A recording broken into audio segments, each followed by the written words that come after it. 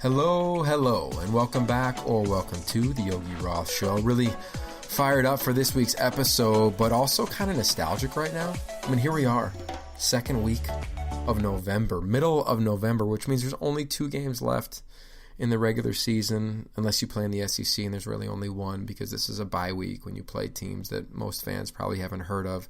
So lucky for a lot of college football fans, only going to focus on 4 Power 5 conferences. But on a serious note, it is kind of sad the season's coming to an end. It's been such a blast, and I want to thank you all for coming along this ride on this podcast all season long. We've been hyper-focused in major college football. We had Mac Brown on, one of the best coaches in the history of the game. We've had advocates like Brenda Tracy, who's ending sexual and relationship violence by talking in college locker rooms every single week throughout the season. And we've talked to some of the best players like Mackenzie Milton, quarterback of undefeated, yet again, Central Florida. And if you miss anything, just go to yogiroth.com. All the podcasts there are archived. And if you want a little bit more college football in your life, subscribe to the How Great Is Ball newsletter at yogiroth.com, where I try to bring you 3 different insights from the college football community every single week into your inbox, hopefully not flooding it or crowding it, but hopefully just adding to it.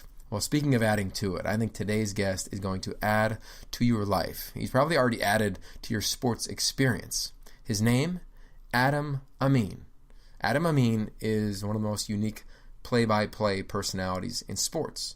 Hired at ESPN when he was only 24 years old, he's done almost everything in terms of the variety in different sports. He's done the women's Final Four, Major League Baseball. He's done pro football, of course, college basketball and college football as well. And a mutual friend of ours named Dan Rubenstein, who's been on this podcast, check out that episode if you've missed it. He's like, you got to talk to Adam. He's one of the best guys. You guys are going to hit it off. You're each other's spirit animals. Make sure you have him on your podcast. So he's been on the short list all season long, reached out to him, and brought him on this week. Now, his story as a broadcaster is one that's amazing, right? To do what he's done is the dream of most sports broadcasters and aspiring broadcasters. But to me, what I leaned into most was the human side of Adam. And if you know anything about me or this podcast, over the last 2+ years, it's centered around one question. What does it mean to be human? So we talked to Adam about that specifically. He's the son of immigrants who moved over to the United States. There's a detailed story that he'll share around that. And he's got this background to him that just makes you lean in. You know, he does that to you when you watch his games, but he definitely does that throughout this conversation as well. So I'm getting out of the way. This is, of course, one of the top up-and-coming voices in sports, but to me it's one of the best stories today in sport humanity and, of course, the craft and art of broadcasting. This is Adam Amin. Fired up to welcome in Adam Amin. Talked about him in the open. Adam, thank you for joining the show, brother. No, this is awesome, brother. Can't wait to dive in with you. This is really cool, just because I've gotten a chance to listen to your podcast and some of the great people that you've gotten a chance to talk to, and I've always enjoyed the deep dive conversations. Beautiful, beautiful. Well, we're gonna go right after it, right off the bat. First and foremost, okay, so Dan Rubenstein is a mutual friend of ours, and he said that we need to have a conversation. He told me prior to this might be the best convo I've ever had in my life, and that you and I are lifelong friends, even though we've never really hung out. So why would he say that in your eyes? We've never even connected outside of maybe a few minutes at a party in New York one time, and then, of course, coming across each other in the broadcast circuit.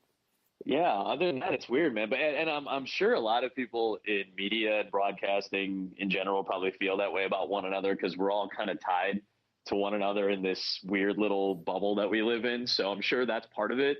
But honestly, and I not to blow too much smoke, but I'm just a fan of yours in general. The way you carry yourself, the way you speak with people, the way you do your work. Obviously we all get a chance to sample each other's broadcasts when we're preparing for games, because we'll go back and watch, last week of the 2 teams that we're covering. So obviously we're going to get a chance to sample a lot of other broadcast crews and things of that nature. And I appreciate you and how you go about your business. And I mean that professionally and personally. So I hope that's why Dan thinks we'd be friends. Other than, I don't know your diet, maybe it's food based. But I like to think that it has more to do with just the type of personality that you have, and I'm a big fan of that. Yeah. So in preparation for this, I like just kind of doing some research and seeing where this conversation goes. And the whole podcast, of course, it's around, college football, and this in season 4 of this podcast has been a hyper focus on that. It's been really fun to do that. But it's really football adjacent in terms of diving into the humanity around sports and the personalities you bring on the show. So I want to ask you the core question of the podcast to kick it off, man, which is, what do you believe it means to be human? I think it means wanting to evolve, wanting to be better, wanting to appreciate others for the same reasons that you'd like to be appreciated. And I think maybe my favorite word in the English language, and I feel like it's a word that gets lost in the shuffle too often, and it's probably something we need now more than ever, is empathy. And I think to be empathetic to one another, to appreciate where somebody else comes from, even if it means a difference in philosophy or mentality. I feel like that's human, to be empathetic to somebody else, to have an appreciation for somebody else. And I think that's maybe the most human thing we can do now, is to be empathetic, or try to be empathetic to one another. Because I think that just makes things easier for all of us. It makes things easier for those of us who are in pain, because we understand that we're not the only ones that are dealing with that. And I think it helps those of us who maybe don't understand or haven't had the chance to understand where somebody else is coming from, and to have an appreciation for them. I think it just makes the world better, frankly. I think that's right now my favorite word. And I don't think, I've said this before too, I don't think it's the most important quality in a human being. And I don't think it's the most attractive quality in another human being automatically. But I can tell you the lack of empathy is the least attractive thing about another human being to me. If you don't have that in you, it is very difficult for me to try to appreciate somebody else, and I'll do my best. And I think all of us try to do our best, but it's very difficult when you look across the table or whatever, and you know that there's no empathy in that person. It's difficult to vibe with that person. So I think that's to me what being human is in the most basic and unnuanced sense. I'm sure smarter people have had better answers than that, but to me that's what that word means, and that's what that mindset means to me. Yeah, I think that's really unique, and you broadcast sports at every level, right? From the NFL, the college, to women's basketball, college football. Obviously, is how we've kind of connected. But I'm curious on the empathy front. Where, if you really pulled back the layers, when did you recognize that was a word that you would align yourself with? And when do you think you began to get exposed to the teachings of the essence of that word? I think after college, when you're a young kid, 20, 21, 22 years old, it's hard to realize your full potential as whatever, as a person, as a professional, as a son, daughter, husband, wife, father, mother, whatever. I think it's hard to really realize your full potential. I know this is kind of a trope almost at this point, but we always would have when we're in our mid-20s, we'd always joke around about how, I can't deal with that are 21 right now. When you're 28, I can't deal with people who are 25 right now. When you're 31, I can't deal with people in their 20s right now, because everybody's evolving for the most part. Now, obviously, there are great exceptions to that. Some people mature faster or whatever it may be, but I just laugh about that kind of trope. Like, everybody is constantly evolving. And for me, at 20, 21, 22, figure your own self out, what you need to work at, and where you need to be better professionally, where you need to be better personally, how you want to interact with others, how you want others to perceive you, what you want to have as your best foot forward basis. You're still trying to figure that out at those ages. And Yogi, you know this, covering college football, we cover college athletics.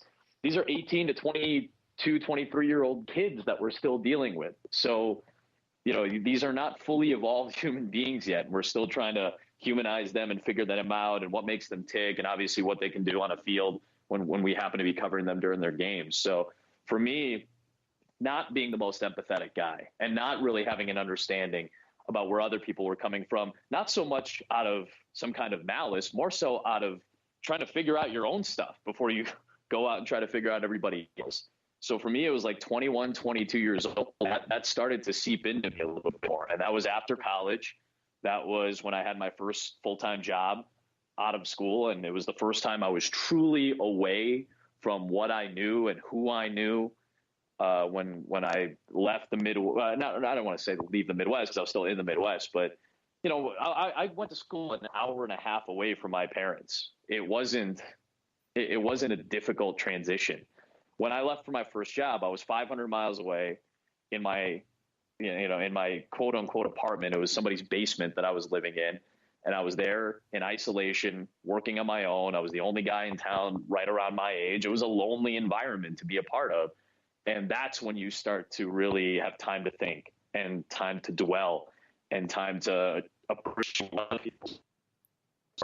And I think that's probably when it started to hit me. And I realized I need to change my attitude. I want to make sure that I'm the type of person that people can lean on, because I didn't have anybody really that I felt I could truly lean on at that point. And I wanted to make sure that I was the type of person that my friends could lean on, or somebody they could turn to me, and I'll be the empathetic one, and I'll be sympathetic, and I'll try to help. I wanted to be that guy after I realized I didn't have that person for me. And that's when I think it started to change my mentality and how I wanted to be perceived. Wow. All right. So that's a big, a lot to unpack. I understand that. Yeah. Well, I think that's just a lot to go through, right? And, I think we're process-oriented individuals, right? That's just how sports are, even though, everybody looks at an outcome and what's your final ranking or the final score. The best part of broadcasting a game is being in it and being connected to the moment. So you were connected. And knowing all the threads and knowing which threads are the ones that are the most in the heat of that moment. Yeah. Yeah. So how do you think, I think there's something unique about our backgrounds. We both, I don't know if you know this about me, but I have an international house as well. My mom was a refugee from the Middle East. You've written about your dad. I want to talk a lot about that and dive into that relationship because I think it's fascinating from what I've read. But when you look back of how you've been able to process what you just referenced in your life, let alone process games that you do multiple times a week or every Saturday on ESPN, is there something from that, of the background you've had of a family who's been international, who's brought over immigrant traits, work ethic, love, humanity, et cetera, to you to allow you to process maybe things more efficiently or faster or, in a way that impacted you maybe larger than, one of your high school classmates? I think I've always been good at that. I think I've been good at processing things. I think I was prepared to process things emotionally and mentally better as I got older. But I think that time that we discussed, I wasn't great at processing emotions. I wasn't great at processing anything that wasn't binary. I think when it was numbers or execution or something that's a little bit more tangible, I think I was really good at that. And I think that goes to kind of how you're raised, and I don't know how it works. I don't know if some people are just made to think things through in different fashions and maybe more efficient fashions. I think I was pretty good at that as a kid. I was a really good math student. When I saw numbers, I made them work. You can always make something work. And when it's factual and when there is a concrete process as to how to do things, I think I was really good at that as a younger person. And I think where I was having maybe most of my struggles was in the less tangible things, something that is a little bit more ethereal, and to have to deal with something on the emotional front, or to deal with something that isn't easily solvable, where it takes a little bit of unpacking and unlayering. I really had a lot of struggles with that as a kid. And whether it was my parents' mentality, which I do think had something to do with it, I think my parents were hard-nosed people in the sense of everything that they had gone through as immigrants. My dad and mom being in Pakistan together, then being separated for 8 years while my dad came to the United States. that's a lot to deal with, for anybody. And when you're that type of person, when you have to deal with a complete upheaval of your life, I can't even begin to imagine the type of hardship that those two in particular went through. And even my brothers, who were all alive when my dad left Pakistan for the United States. I can only imagine what my brothers' formative years were like without their dad. I can only imagine that. And so to have those types of people as your role models that can teach you how to approach things that are tangible, I think I was really good at that. But I wasn't the type of person who could deal with the things that they dealt with. And I was not very good at emotionally processing things. I was a very binary kid. I was very locked in, kind of type A, and the emotional side of me was not something that was very easily accessible for a long time. And I think when you finally go through some hardships, whether it's personal or whatever it may be, you finally have a sense for those things. And I felt like I got better at that as I got older, but I still had a lot of failings in that, whether it was not dealing with my problems the right way, not talking things through and rather acting out physically, or just acting out in general rather than being able to process things and talk them through. I think I failed at that as a younger person. I think I've gotten better at that as I've grown cognizant of it. Wow. Sorry. So just to paint a picture for the listeners, I believe your dad left in 1978, came over to the U.S., began to work, began to raise the money so your family, your mom, your brothers could come over. They came over in 1985. You're born in 1986, and the childhood you just described ensues. I'm curious, when you were thinking about the way you were raised, did you ever ask your dad or even your mom about what it was like when you were maybe a teenager, when you were developing of, hey, what was it like to be away from dad for so long? Or dad, what was it like to go to work every day with the focus of bringing your family here? Yeah, my mom was the one that was almost more fascinating to me, because my mom was the quieter one. My mom was the one who just kind of internalized everything, because she didn't want to show her kids that she was having trouble. She wanted to be the tough one for 3 boys and wanted to set the example. So I saw that, and I saw that in their interactions with her and how much they respected her and revered her. And I asked her one time, I said, what was the hardest part about that? And she said it was so difficult to not know when you'd speak to them. They didn't know when they would speak to one another. It's not like, even today, and it's not easy. And I don't want to paint this picture as if now this type of process is still super easy or it's become easier. It hasn't. But in terms of communication, yeah, there are technological advances that made things a lot easier now. But now, you can FaceTime, you can call, cellular technology and all this stuff and Wi-Fi, and it makes things easier in some ways. They didn't have that. So to not know when you're going to speak to somebody next, when you're waiting maybe just for a letter, they didn't talk on the phone very often, because collect calls, 1980s, they cost a lot of money. International calling costs a lot of money, and they couldn't afford, my dad couldn't afford to spare any expense on even communication with his own wife and kids. So a letter every 2 months, maybe a phone call every few months, if that. That was really difficult, and that's what she said was the hardest part of that. And she actually showed me some of the letters, and I couldn't really read Arabic when she showed them to me. I could read from the Quran when I was younger, and I understood some of the things that I was reading, but I'd have to read translations. It wasn't my native language. It wasn't something that I was overly familiar with. So I wanted her to say, well, what does it say? Can you read it to me? And she couldn't get through a sentence without just bawling. And that told me a lot about how difficult that time was. My dad was a little bit more, I don't think he was as whimsical about it. I don't think it was as romantic to him about, to be away. I think it was a very binary thing. I go over here to collect X amount of money. If I hit X, I can send for the other 4 members of my family. And that's the mentality that he felt he had to have to keep his own sanity, I think. And he internalized that in his own way as well. So I think the difficulty was pretty high in their own ways for both my parents. You ever think about how you would deal with that if that was you? Oh gosh, and I cringe. I cringe to think how I would deal with something like that. To be away. We're so spoiled in so many ways. We're so lucky, and I like to think that I don't take those things for granted, but we all do. We're all guilty of that in one way, shape, or form. Whether it's just, man, this Wi-Fi isn't fast enough, and you're rolling your eyes, and that is a super first world problem to deal with. And listen, it's a major inconvenience. We have jobs to do. In the moment, in that vacuum, yeah, those are our inconveniences. And it's okay to deal with those in that fashion. I also don't want to shame people into thinking, well, you have to have every sense of perspective about where we were, where we are, where we're going to be. But, in those moments, it's nice once in a while to remember, hey, this could be a lot worse. Because I know I wouldn't have dealt with things as impressively as I think those two did, going through everything that they went through. And my brothers, for that matter, too.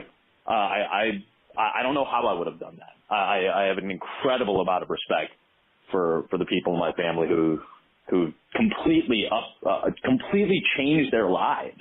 They basically can split their lives into two distinct chapters. I've never had to do that, so I can only imagine what that's like. Oh, have you been to Pakistan? I haven't, and I have a little bit of hesitation with it now. It's very kind of rooted in history now with my family, and I think the stories become a little bit more common with my friends as I've written about it or as I've been more open about it, especially in the last year with my dad passing. I've been more comfortable talking about those things, but it's also hard to kind of face that I think head on as well. So I don't think I'm prepared for that yet. That's also part of being better at emotionally processing things. I know I'm not ready for something like that. And if I do that, I want it to be centered around him, and I want to learn about him and his background. So I don't think I'm mentally prepared for that or emotionally prepared for that just yet, but I'd like to at some point in my life. Yeah, well, when you do, if you need somebody to come alongside and carry your back, so I'm going to be that guy. I want to transition to you as a storyteller and as a broadcaster. You have this amazing path, and it's one of grit and one of resiliency, which every broadcaster can relate to. There are very few, even ones that have famous last names, that get to walk through the industry. And you've had an interesting ride, to say the least. When did you first realize that this was a profession? And when did you say, yeah, I think I'm actually going to go for it?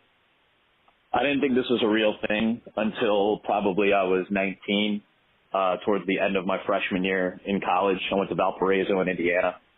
And I was sitting in the college radio station and working on a project and working on a couple of different things for the station. And I was good. I was good for a freshman. I was good for a kid who didn't really know the ins and outs of this. And I was lucky because the people who are now some of my closest friends were the people that were older than me and above me, and they helped kind of guide me through some of those things. But I think I was okay at this, and I at least had a sense for it. And I really enjoyed it. I think most importantly, it was something I enjoyed. And that's when I kind of realized, all right, I think I need to maybe lock in on this and focus more on it. I spent my freshman year splitting my time between doing theater and working at the radio station, because those are the two things that I was the most passionate about when I was in high school, other than playing sports. And I wasn't going to be an athlete, and I knew that. So I didn't want to jump into the medical field like my mom wanted me to. I didn't know if I was really interested in being an engineer or an accountant or a lawyer or any of these really high level jobs that we kind of look at and go, okay, this is a respected position in this society. And I just didn't think I was going to enjoy it. And when I realized that this was something I was passionate about and it was fun and I wanted to dedicate time to it, that's when I think I realized this is something I need to work on. And if I want to make this work, I got to go all in on it. And if I'm going to go all in on it, I think now's the time to really focus in on it. Yeah, I asked that question because I read an article about how you fell in love with the Cubs. And, your dad, when he moved to Chicago, became a Chicago sports fan to a degree. Do you think there's any of you that when you look at sport, which can be a very jaded lens at times, right? Everybody, if you ask about a team, I think 9 out of 10 answers, unless you're talking about Alabama in college football, or Clemson, there's usually something negative that is led with. Oh, we were bad on the O-line. Our special teams need to improve. Yeah. We got to get a new play caller. So I ask you that, like, do you think that you look at sports at all through the lens of somebody who's seen that sport for the first time, which I'd imagine was your dad when he came to the United States and got to see all these crowds coming to see whether it was Cubs baseball games, the Bears games, the Bulls at the time obviously were just about to be rocking. Yeah. And if so, can you describe that, or do you think it's innate? I think that's a great question too. I feel like my dad had this kind of youthful exuberance about him when it came to how he looked at sports, especially sports in America. So to give a little background, you mentioned it. He came to the States in 78, winter of 78, and his first baseball season in Chicago was the 1979 season. And my dad was a big cricket fan, played some semi-pro cricket in Pakistan, just kind of on the side as a lot of people do in that country. And when he came to the States, he saw baseball on TV on WGN in Chicago, like a lot of baseball fans around the country. WGN was a national station in essence, and the Cubs were on all the time, and that's how he would spend his lunch breaks, or that's how he would spend time when he wasn't spending all of his time in a factory working. He was watching the Cubs because that's what was on, and it was familiar, and it felt a little bit like home. So for him, I think he kind of watched it with a little bit of wonder and a little bit of whimsy to it. And when you're rooting for a team, all you understand is whether they win or lose. And as he's learning these things about watching baseball and sports in general in America, he goes, all right, this is a bad team. That's all you can basically say about the Cubs in the late 70s and into the early 80s. He rooted for a really bad team, but it was familiar to him. And when they started winning in 84, he would tell me he had a really big sense of pride about it. I don't want to go this far because I would feel like I'd be putting words in his mouth, but there's a part of me that does feel like being a part of that team, so to speak, being a fan of the 84 Cubs when they started winning, that almost gave him a sense of being an American. Like, that was a big deal to him. And it was some sense of family or the group dynamic, that's what we love about teams in America, right? You root for your team, you root for your school, you root for your city, that sense of regionality. He finally felt a part of that. So I think to spin it forward, you want to broadcast for those people to whom it's new and fresh and different. I'm going to Davis Wade Stadium this week for the first time. Never been there. I know people know about the cowbells. They know about clanging. They know about the atmosphere, but I've never been there for a football game. And to me, it's still new. I only really started following college football when I got the job at ESPN 7 years ago.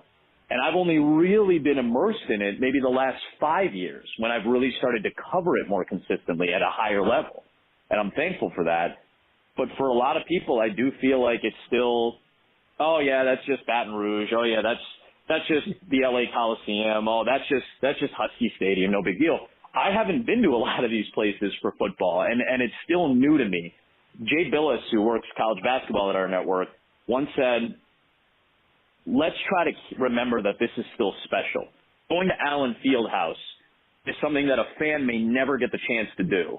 Going to Cameron Indoor Stadium, Jay's been in that building thousands of times probably, but there's a lot of people out there that will never see a game there. And for those people, you still want to remind them that this is pretty cool. This is still special. And I think that's the mentality that you want to take into some of these broadcasts and at least in some of the segments of these broadcasts to remember that, hey, this is still pretty fun. This is still a place where you may never get a chance to visit. So let me try to give you the best experience on TV possible. I love that. You ever step back and say, oh, wow, I'm working at ESPN. I'm calling these huge games, and does a sense of nerves come over you, or a sense of Hey, man, it's just sports. Curious how you see that question. You got to balance those things, I think. I really do. It's hard not to get caught up in the euphoria of it and to be like, oh, my God, the light's going to go on. I've got to talk. I've got to say things, and they have to make sense. And I need to connect dots A, B, and C. And listen, we still all probably stumble or whatever in an open. I did it the other night. We were talking about USC and Cal. I had a stumble in the open, and I was rolling my eyes going, come on, you're better than that. But part of it is also, like, who cares? It's not a big deal. Like, it's just, we're just talking. It's me talking to the guy on the couch, talking to the person at the bar, talking to the husband and wife at the end of the day who are just sitting on their couch. Like, that's still all we're doing at the end of the day. We're just communicating these things, and it's not life and death, and it's not end all be all, and it doesn't really matter if I get this guy's name wrong at the end of the day. My goal is to be factually accurate 100% of the time and to be palatable and to be enjoyable and informative and entertaining. But the game also dictates those things, and sometimes we don't have to overthink a lot of this stuff. Let's just be there. Let's be in the moment. And it's balancing those two ideas of nerves versus no big deal. You have to balance those ideas as a television broadcaster. I think you have to balance those things in a lot of walks of life. So I think it's okay to have a foot in both ponds, so to speak.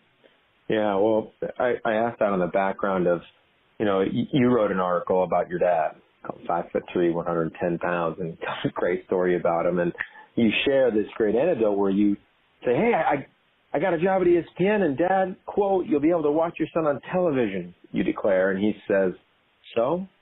And I had a chuckle out of it, man, because I can remember being 17, coming home from high school, saying, Mom, I was just named Player of the Year in the state of Pennsylvania in football. And she goes, congrats. But, Yogi, there's 49 other states. That's a delightful quote. That is.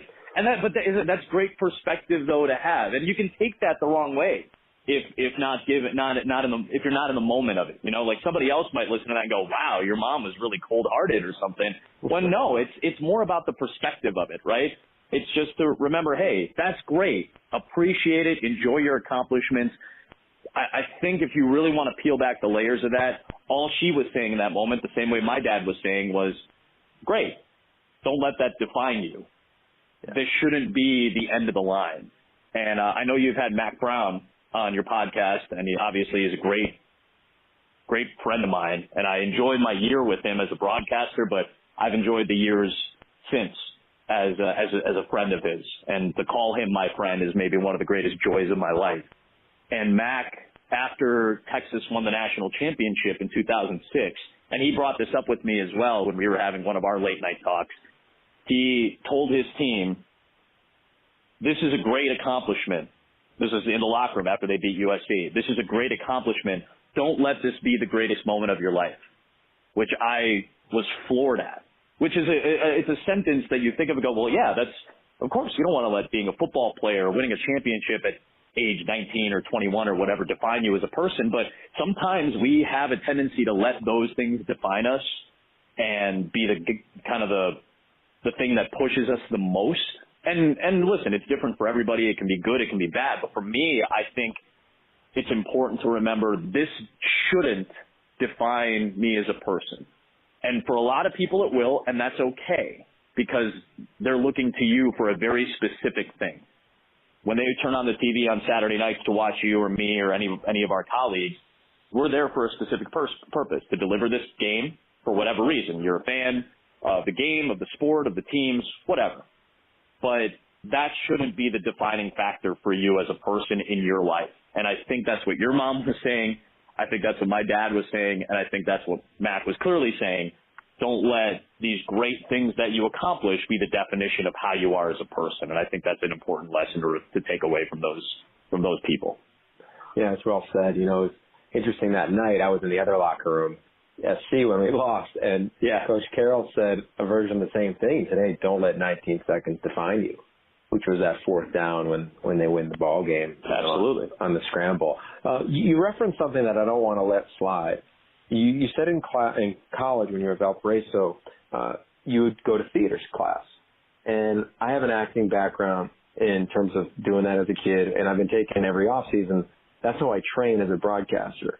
I've been taking an acting class for the last decade or so, actually 13 years now in LA since I've been here. And the reason I like it is because in acting you're taught to listen like your life depends on it. You know, you can tell if you're across from someone reading a script if their brain is thinking about their next line or the next scene, or if they're so connected. And before every game, I remind myself to listen like my life depends on it. And whether that's the nonverbals, whether that's to Ted Robinson, my partner, who's changed my life, whether that's to the sideline and the crowd, whether it's a third down, and I always take my headset off just to listen because I think it's so awesome when, you know, the home crowd is on their feet and going postal, and I love that moment. I'm curious for you, as someone who is in theater, do you align with those thoughts? Do you still enjoy that type of training? Or are you more of a traditional, okay, let me go to broadcast school and try to, elevate my craft in that regard? You know, I think marrying a lot of these concepts is important to having a natural back and forth when you're on the air. And the thing I took away the most from acting, and by the way, I love what you just said, listen like your life depends on it. I was just listening to a podcast about, you know, the movie All the President's Men. Obviously it's a classic movie in the mid-'70s, Dustin Hoffman, Robert Redford playing Woodward and Bernstein. And one of the notes from that movie is that both Hoffman and Redford learned each other's lines so that while they're filming the scenes, they can kind of finish one another's sentences, because that's the type of relationship that Woodward and Bernstein had personally and professionally. So Redford and Hoffman decided to learn each other's lines so that they knew exactly when they could jump in and make it seem more natural and conversational, and make it seem like they're really listening to one another as people, not just as actors reading their particular scripted lines. And I just love that process. I think there's a separation there. Acting is fluid. You really have to work off your partner. I think broadcasting, you can be separate in a booth and still have a really good broadcast. But to have a great broadcast, I think, means listening to one another. And not just to one another, but listening to, like you said, the crowd. And to have an appreciation for the spirit of the moment as well. And I think that's something all of us on TV try to do as much as possible. We're all guilty of talking too much, by the way. This is why podcasts were invented. So we can get out all of our thoughts that we don't get out on the air. We can focus them right here. But I think we're all guilty of talking too much because we don't let the crowd always play that third or fourth member of our crew. You know, that should be the third or fourth member of the broadcast, is the crowd and the atmosphere. But listening to your partners, validating the things that they bring to the table, or denying them as well, and being able to turn that into a conversation. I work with Rod Gilmore. He's one of the sharpest cats you're ever going to meet, and he thinks deeply about college football. He deeply thinks about conversations that you could have, about topics that you could broach, about the play that just happened or the play that might happen on the next series. He is a thinker. So listening to him is as important as anything else, because he really does have a great pulse for the broadcast, and you have to follow him. You have to make sure that what he is saying, if he is saying it and taking the time to express it, he probably thinks it's important and it's probably going to be impactful in the game. And I've tried to do that with all my analysts, and I've worked with over 120 people in my life next to me during my ESPN career and beyond that. I've been very lucky to do that. But you have to have an understanding of where they want to go, what they think is important, and how you can back that up, especially as a play-by-play announcer. Your job is to call the plays, but you're also facilitating a lot of things. And part of that is the conversation with your partner or partners. So that aspect of it, from acting all the way to broadcasting now, is tremendously important to me. Wow. So you're in your early 30s, right? Yeah, 31. I'll be 32 in December. Okay, so 120 people, that's a large number. And I think listeners would be curious about this. I definitely am. You could easily, as the play-by-play guy, and I learned this in my first job. I was actually working with a colleague of yours, Sam, now Ponder, formerly Steele. We were at Fox College Sports. It was our first year doing it. We didn't know anything. And we called the Kansas, North Dakota State game. And it was before everyone knew about Craig Bowl and what they were doing there. and they beat Kansas like 10-7 or something like that, and it was their first big like Power 5 win against the Power 5 team. And I didn't know the cough button. I didn't know how to put a headset on. I didn't know when you need to lay out. I knew nothing. And neither did Sure. Like, we were both just green. And I'll never forget the play-by-play partner I had, really nice guy, but came in about 5 minutes before kick. And there I got all my documents. I'm over-prepared, the whole thing. You know, I don't know what the hell I'm doing. And he just came in and had a spotter, and he just called the game, like kind of a punch in the clock thing. And I remember afterwards, Sam and I were in Kansas, and we drove to the airport together. And I was like, is this how it goes? Like, I didn't get to know him. Like, we had no rapport. It was just like, he came in, and he did great because, like, he's a pro and probably had 220 partners, or whatever the number was throughout his career. But I'm curious for you, how do you get to know somebody? Like, let's just say you get partnered up with me for a game we never met before. Or even, you know, you've had different partners throughout the seasons of your career, and of course all the sports that you do, you get multiple partners throughout the week. But when you get to meet somebody for the first time, how do you make sure that it's not just hey, you're the expert at the color and I'm the expert at setting you up, so all right, green light, go, and away it goes? You know, I had to deal with this a few weeks back. I do some games for the Chicago Bulls as well, and it's my first year doing that.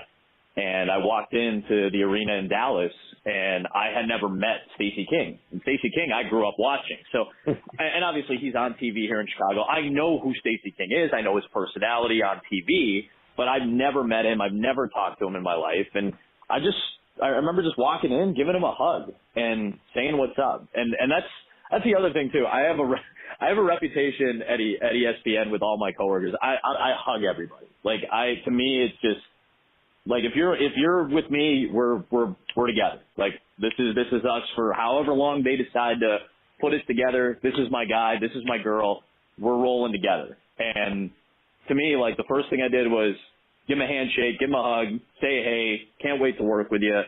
And the conversation just started. And he's got an exuberant personality, and that's part of it too. And I worked with somebody like Mac a couple of years ago. You work with Fran Fraschilla on college basketball, or I work with Amanda Scarborough on softball, who's been one of my closest friends for, 6-7 years now at this point. But again, that relationship started because we went out to dinner, or we started a convo about something beyond just what we were working about, and just having even a quick sense of another person about where they might want to go, about what their humor might be, about what their personality is like. Can you draw them out a little bit? Do they want to be more focused on the game and win? And trying to match that energy or match that personality can be important. Sometimes it may be being the opposite, and you have somebody who's truly over the top energetic, and you got to say, you know what, my job is to balance that out. And it's just having a sense as another, like we talked about, human being. And I think we forget sometimes that it's still another person on the other side of the broadcast. Standing next to us in the booth, sitting next to us at courtside, whatever it may be, I think we have a tendency to forget, like, hey, we can still just be humans and have human interaction, and it doesn't have to be person A, person B, play, person A, person B, play. It can be a genuine conversation between, adult human beings, and that's okay. And I think initiating that as often and as early as possible has always been great. And sometimes it's not always going to work. You get 120 some people, they're not always going to be your best friend, but I've walked away with great colleagues, great acquaintances, and some great friends for the rest of my life doing this job, because you allow yourself to be a little open, and you allow yourself to dive in a little bit with these people. You've been able to dive in a variety of different communities and a bunch of different sports. We come back to college football. You referenced going to the SEC this weekend. You've been in the Pac-12 previous weekends. You've been able to circumnavigate the entire Power 5 grid in college football throughout your career. How do you feel about the Pac-12 conference in football? And what do you think the biggest misconception is, if there is one, around the country regarding the conference and the diversity within it? I think that the national perception at its base form is probably correct. And that is that the Pac-12 may not, outside of Washington State, have a shot at the playoff. if we're just talking base and binary numbers here. That's probably accurate because of everything that's gone on over the course of the season with everybody, especially in the South, beating up on one another. And some surprises, a last-place picked team like Arizona State being in position to hold its own destiny in its hands. That's a phenomenal story. But I think what needs to change is the narrative behind it. Because the SEC, anytime it gets Mississippi State, in particular this year, a Texas A&M, Auburn, at the precipice of the top 25, right at the cusp of it, right at the edge of it or into it, it is made out to be, look how tough this conference is. And listen, they're not wrong if you're just looking at talent and things like that. However we grade talent, whether that's fair or unfair, the system in place where we grade talent, the top level talent goes to a lot of those schools. So I understand the narrative behind the SEC being the toughest conference in the country, and the coaches roll with it. You guys don't understand how tough it is to go to Lexington. You guys don't understand how tough it is to go to Columbia. You guys don't understand how difficult it is to go to Fayetteville and win a game. And whether that's true or not, it's bought. The perception of it is bought by the public consuming college football at large. It's very similar in the Pac-12. You guys, if I'm a coach, I would constantly throw out the refrain, you guys don't understand how tough it is to go to Pullman and win a game. Because it is. You understand that, Yogi. That is an outpost in college football. And to travel there, the process of just getting there can be staggering. And all of a sudden you go into this tiny stadium by modern college football day standards, modern day standards, and it's 35,000 people, but when you're in the thick of it, in the heat of it, on a Saturday night or a Friday night, like we were there last year for the USC game, you understand how difficult it is to be there. And that's the narrative that needs to change. It is hard to win a game at Husky Stadium with the noise that they make. It is hard to go right now to Tempe and feel like you're going to take down a team that is playing with as much confidence as Arizona State is right now. Rice-Eccles is one of the hardest places to play in college football, and it has been consistently for the better part of 10 years. And that's what the misconception is around the country, and that's the narrative that needs to change. And I think with the new swath of coaches we have that are learning those things, a fresh perspective for nearly half the conference, I think that narrative will begin to change because Kevin Sumlin and Herm Edwards and Mario Cristobal, they're all, as head coaches, now the mouthpiece is saying, guys, seriously, it is hard to go to place X and win a game. Yeah, that's well said. And I do appreciate, I know Pac-12 fans appreciate that you're not afraid to voice that when you're on the air and stand up for it, because I think there is a generalization around that that I get it, but I think the people that have a voice have always felt that you have a responsibility to tell the truth. You know, you have a responsibility to educate viewership because you do impact opinions, whether those are the opinions of the people in the CFP room, you know, when they drop Utah out of the top 25 or 15, they lose a quarterback and they're gone. And look what they did a week ago, beating Oregon. Yeah. I'm so curious, and I know fans appreciate that for you. A couple more before I get you out of here, man. You talked about balance earlier, and I think balance in broadcasting is really hard in this era. You know, I went to college in Pittsburgh, and after the shooting in Pittsburgh, I was angry for the first time in a really long time. And, okay, I know I have a platform. I think it's a responsibility to use our platform to promote stories and positivity when we can. And it was hard for me to figure out how I wanted to do that. And I got to write a piece on The Athletic that, you know, I felt like I got to express a little bit and talk about that community. Didn't necessarily direct gun violence head on because I know that it's hard to do that in this world. Same thing in racism. And especially on games. You know, we have a short amount of time to deliver a poignant and nuanced message, and it's hard to do that without feeling like you're alienating somebody who just wants to watch a game. I totally appreciate that. Right. So I ask you this because we're in this social age, right? You're on social media, I'm on social media, and we both have suitably similar backgrounds of immigrant relative parents. How do you deal with the political side when you feel one thing, you know, you maybe can't, none of us can ever say exactly what we think, we're just not there, or I don't want to put words in your mouth. I know that I can't just do that and go off the cuff all the time. So how do you do that? Because I would imagine that certain things trigger you like they trigger me. They go on around the country, and knowing the role that you have and the voice and the platform that you have the ability to do something and help inform the public, but you have to probably find a way to do it in a classy way. Just like, if a coach is on the hot seat and how you deal with that during a broadcast.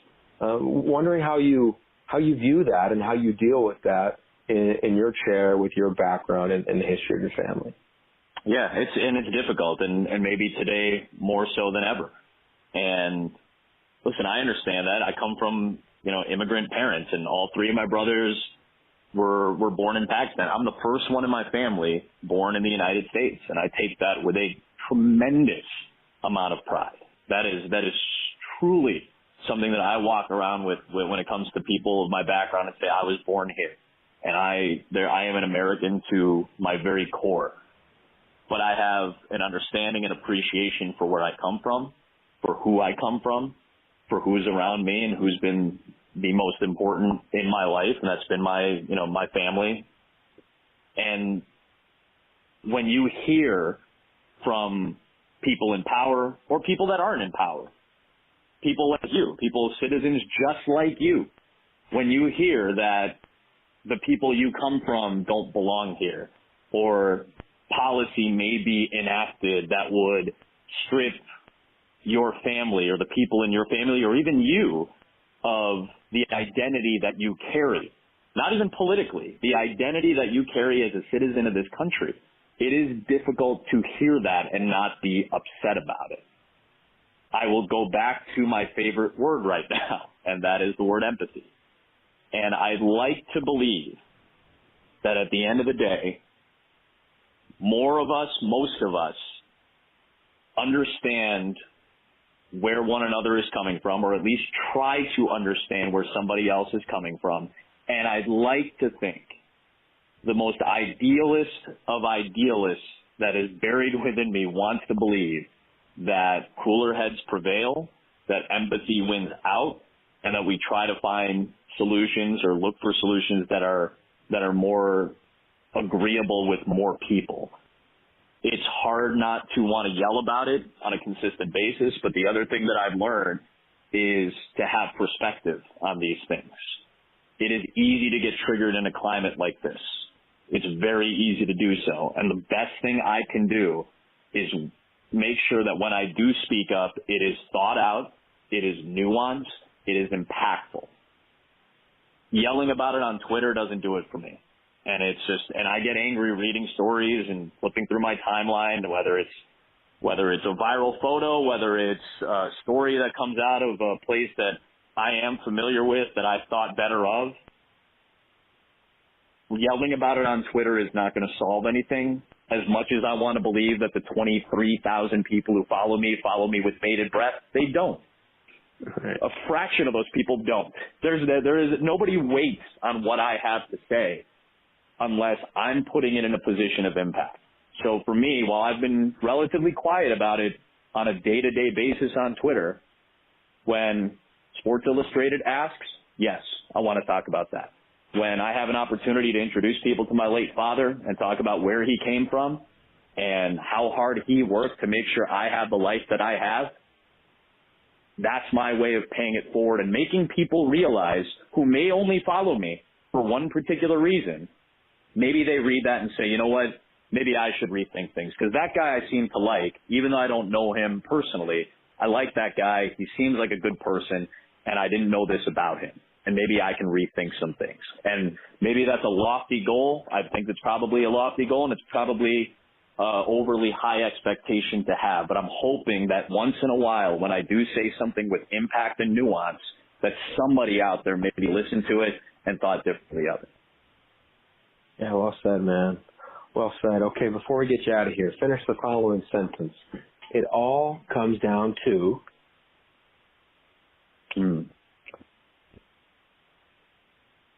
I think it all comes down to appreciation. And it's not just for yourself. It's not just for the people around you. It's for people that you may not even know yet. Appreciating where somebody comes from, appreciating their background, appreciating their philosophies and thoughts. And that doesn't mean you have to agree with them, and that doesn't mean you have to acknowledge it beyond the initial interaction. But to at least have an understanding and appreciation for why somebody thinks the way they do, why they feel the way they do, why they act the way they do. At the very least, when you take a second or more to think about those things, your mind has a tendency to cool the rest of you down and say, okay, why? Let's ask that question, why? And if it's something that you feel that you can impact, then you can address it.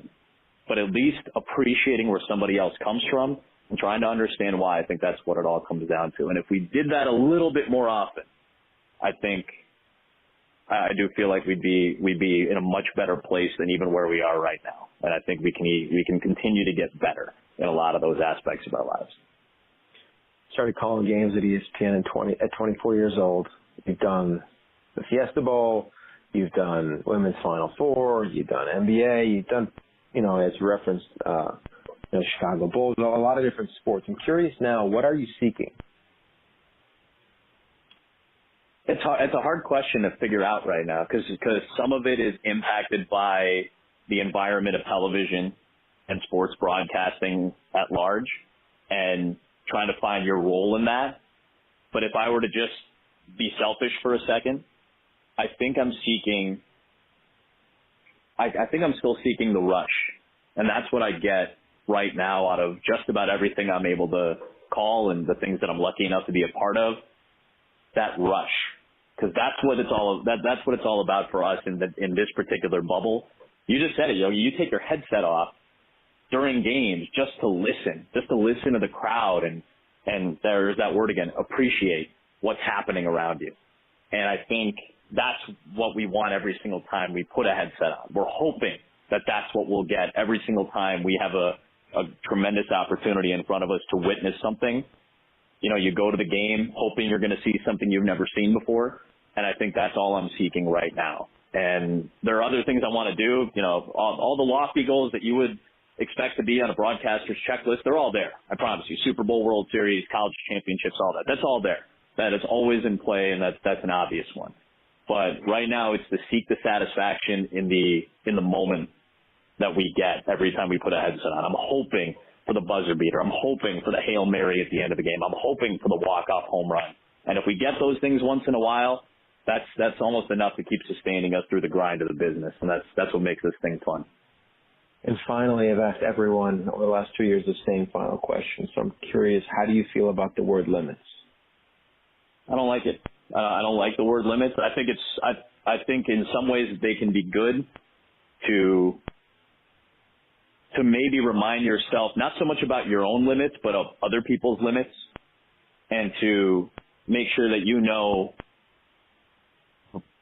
what the other person in whatever interaction you have, what their limits are.